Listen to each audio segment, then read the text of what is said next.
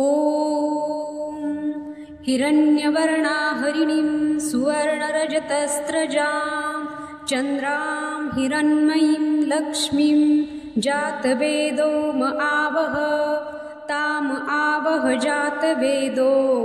लक्ष्मीमनपगामिनीं यस्यां हिरण्यं विन्देयं गामश्वं पुरुषानहम् अश्वपूर्वां रथमध्यां हस्तिनादप्रबोधिनीं श्रियं देवीमुपौहये श्रीर्मार्देवीर्जुषतां कां सोऽस्मितां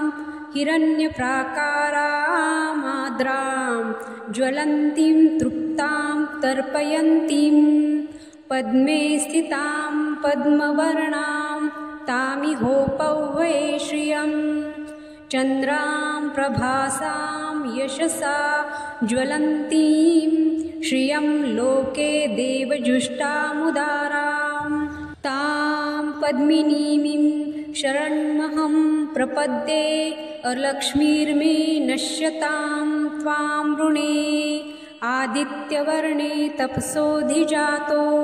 वनस्पतिस्तव वृक्षोऽथ बिल्वः तस्य फलानि तपसानुदन्तु मायान्तरायाश्च बाह्या अलक्ष्मीः उपैतु मां देवसख कीर्तिश्च मणिना सह प्रादुर्भूतोऽस्मि राष्ट्रेऽस्मिन् कीर्तिमवृद्धिं ददातु मे क्षुप्तिपासामलां ज्येष्ठां लक्ष्मीं नाशयाम्यहम् अभूतिं समृद्धिं च सर्वां निर्णुद मे गृहात् गन्धद्वारां दुराधर्षां नित्यपुष्टां किरीशिनीम् ईश्वरीं सर्वभूतानां तामिहोपौहये श्रियं मनस काममाकूतिं वाचः सत्यमशीमहि पशूनां रूपमन्नस्य मयि श्रीं श्रयतां यशः कर्दमेन प्रजाभूता मयि सम्भव कर्दम श्रियं वासय मे कुले मातरं पद्ममालिनीम् आपः सृजन्तु स्निग्धानि चिक्लीतवसमे गृहे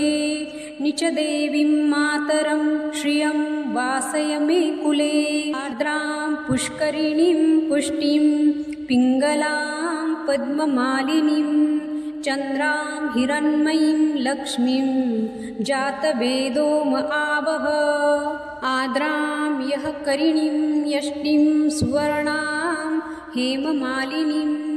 सूर्यां हिरण्मयीं लक्ष्मीं जातवेदो म आवह ताम आवह जातवेदो लक्ष्मीमनपगामिनीं यस्यां हिरण्यं प्रभूतं गावो दास्योश्वान् विन्देयं पुरुषानहम् यः शुचि प्रयतो भूत्वा जुहुयादाज्य मनन्वहं श्रियः पञ्चदशर्षं च श्रीकामः सतत जपेत्। ॐ